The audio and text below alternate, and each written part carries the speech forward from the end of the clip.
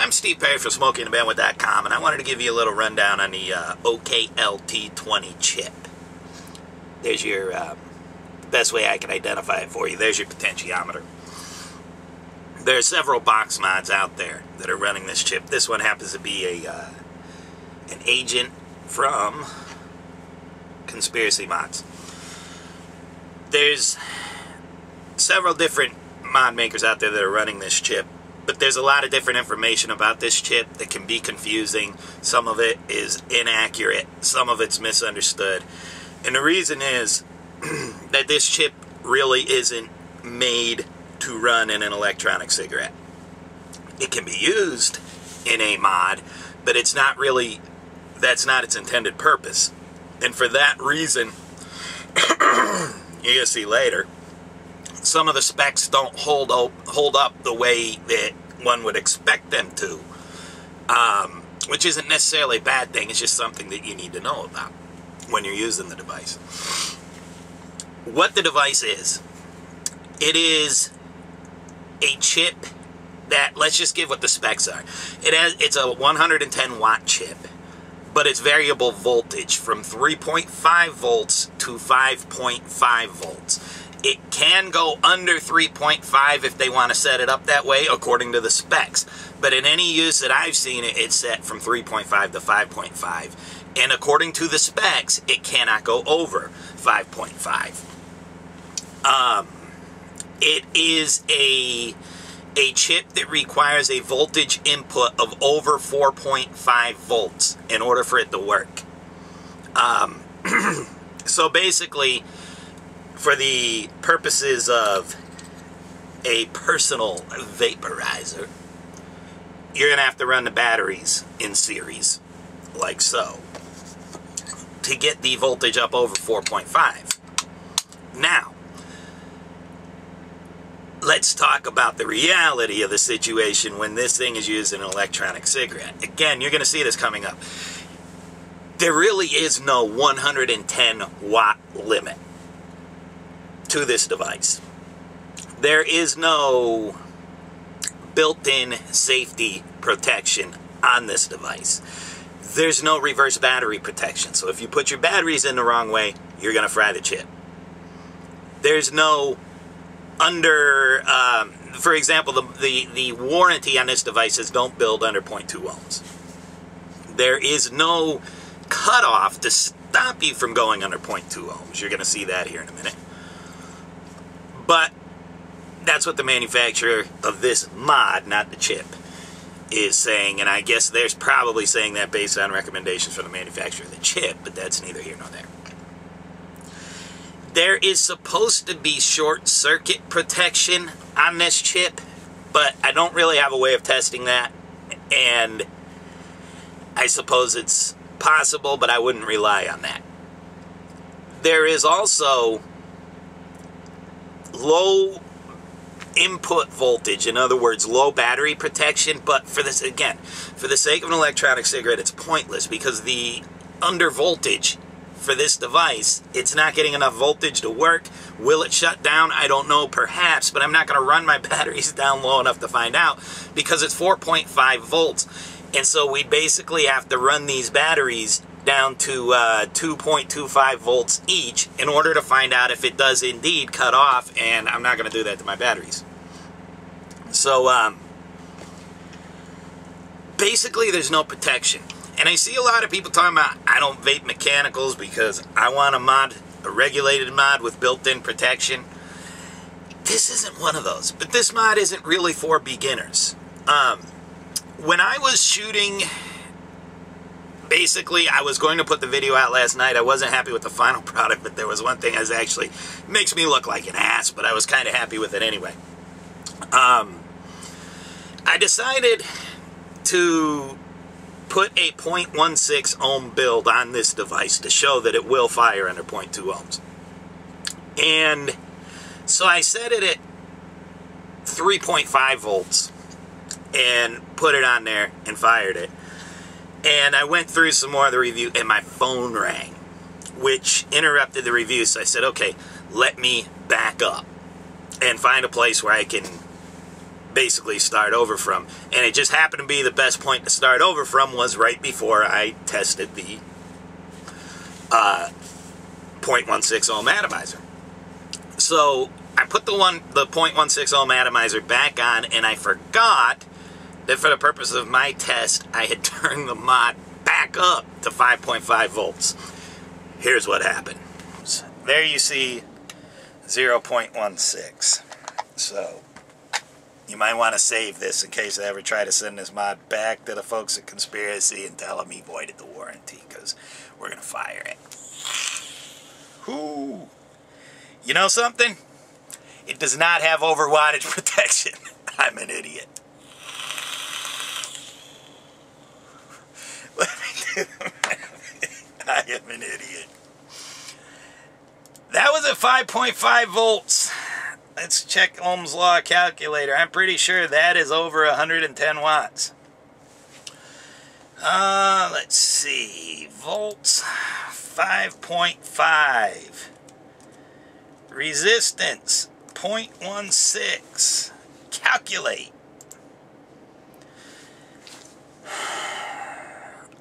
189 watts. 34 amps.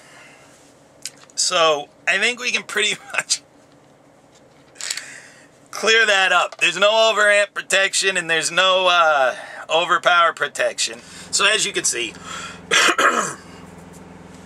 this just fires away at 5.5 volts, a 0.16 ohm atomizer. It was a short burst. I don't know if it would have cut it off at some point, but this is what I'm talking about with the protections. It's probably protected because the chip is designed to be used in a computer or in telecommunications devices, things like that. It probably, for those purposes, has a protective feature. But for the sake of electronic cigarettes, that was 180 plus watts. And it just fired. And for those of you, no, I did not have a watt inline voltmeter attached. I didn't have a way to measure the wattage. But if you notice, the mod never even made it to my mouth. I hit that fire button and I vaped that atomizer on the IPv3 plenty of times at 120 watts. I had never heard a sound like that come out of that atomizer. It got here, uh-oh, problem. As soon as I heard the sound, and you could see the vapor just pouring out of the drip tip. So there's no doubt in my mind it was firing well over 150 watts. You got to be careful with the device. Basically, again, no built-in reverse battery protection, no under resistance protection. I did put basically a loop of Canthal through an atomizer. It came out to 4.7 ohms, and it would fire that too, so there's no limit to how high you can go. If for whatever reason you want to vape at 5 ohms, you can do that. Basically, that's what you get. No protective. You are your own chip when it comes to the protection of this device. Alright, now here's a what I think is a pretty cool feature. Some people might not be thrilled with it. Here's your potentiometer, and if you look at it, the way that you adjust the device is with this little wheel. If you look right here, you're at 3.5, here you're at 4.5, here you're at 5.5. Not very accurate as far as going from, you know, trying to find a voltage point in the middle. Matter of fact, I'll show the video right now. It does indeed go from 3.5 to 5.5 volts. Here's a look. 3.5 on the low end, and 5.51 on the high. If you look where the wheel is set, there's an arrow right there. That is 4.5 volts. On this device, that is 4.5 volts where it's set right now. Not at the top of the pyramid, but where the little arrow is on the wheel. So basically, why is my camera not focusing? From the point where the arrow is right there, all the way back over to 3.5, if you were to turn it From there all the way back over, turning it down to the 3.5, that is 1 volt. There's a lot of room to fine tune in there. If you're a person that does, 0.3, 0.4, maybe even 0.5 ohm builds, there's a lot of room to fine tune your vape there. That's a great, I personally love that, and I'm not sure if it's all of them or if it's just mine that's kind of front loaded with the adjustability. So then, of course, the flip side of that is from the arrow that you see to the 5.5, that's all you get for the top volt. But generally speaking, for my purposes, when I'm going up over 5 volts, I don't care anyway. Once I get up to that point, I'm looking for the power, and I'm not so much fine tuning. Let me take a vape.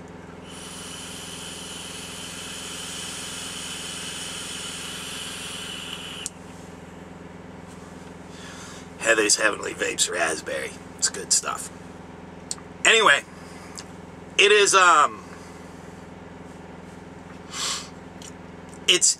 it makes it for people who, because some of us like to vape the sub-ohm, some of us don't. For those that want their vape lower, they flavor chasers, they call themselves. They vape in the lower watts. They basically want that ability to fine-tune the vape in the lower settings more because they're chasing a very exact flavor, and they tend to vape at lower watts. For people who do lower sub-ohm builds, and generally speaking, I'm talking like 0.2, 0.3, and up to 0.4, you're basically going to be staying under, I do anyway, staying under 5 volts and having that dial, whereas opposed to like with a lot of your variable volt setups, it's 4.1 to 4.2. Well, when you're in variable watts, that's or when you're speaking in terms of watts, I mean, that's a huge jump from 4.1 volts to 4.2. So the ability to fine tune and just bump it a little bit, just turn it a little bit, get it to where you want it to be, that's a great. I love that about this mod. Basically, the best thing about this mod is that you change the way you look at building an atomizer and the way you look at vaping an atomizer. When I'm using my IPv3, I'll build an atomizer and go, I want this to be 0.18 ohms quad coil, and I'm going to vape it at 120 watts, right? When I'm building for this device here, I just put a good build on the atomizer. I really don't care what it comes out to, at 0.3 to 0.5 range, whatever. I get it on here, and I don't care where the wheel's set at. I take a vape.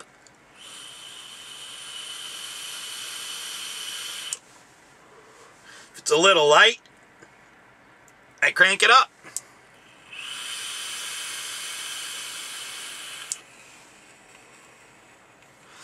If that's a bit too much, turn it back down a little. I find the spot where it's vaping great, and then I'm just keep on vaping, you know? And I really,